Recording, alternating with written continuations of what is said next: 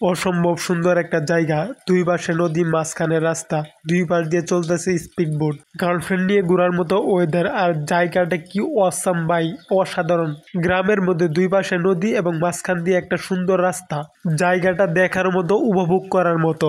এইটা এমন একটা জায়গা, এখানে আপনি একা আসলে মজা পাবেন না, যদি গার্লফ্রেন্ড অথবা বউ নিয়ে আসেন তাহলে মজা পাবেন। ভুলবশত একা চলে আসলে আমার মতো আফসোস করবেন। তো যাই হোক, এই জায়গাটাতে আমি প্রথমে, এই জায়গাটার আমি নামও জানি না, ফ্রেন্ড সার্কেলের সাথে আসছি বেড়াইতে। দেখতে পাচ্ছি আমরা পাশামোটা একটা মহিষ, আমরা বাসা থেকে রওনা দিয়েছি বিকালে, কিন্তু আস্তে আস্তে সন্ধ্যা হয়ে গেছে। কিন্তু সন্ধ্যাবেলা যে ভিউটা এখানে আসে সেটা মাতাল করার মতো ভিউ, যদি একটু খেয়াল করেন।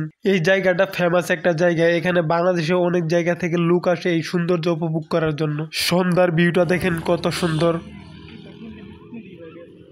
এইটা কিন্তু একটা চর এলাকা, তো চর এলাকা চিনে নাকি জানি না, যেগুলো নিচু এলাকা, বালু এলাকা, সেই এলাকাগুলোকে চর এলাকা বলে আমাদের এখানে। তো আসছি, যদি সেলফি না তুলি তাহলে কি হয়, তো বন্ধু বান্ধব সার্কেল মিলে কয়েকটা সেলফি উঠলাম। দেখেন মাঝখানে নৌকা, স্পিড বোট, কত সুন্দর। সৃষ্টিকর্তার সৃষ্টি অনেক সুন্দর, যদি আপনি উপভোগ করতে পারেন। লাইফে কিছু করতে পারেন আর না পারেন, দুনিয়াটা ঘুরে উপভোগ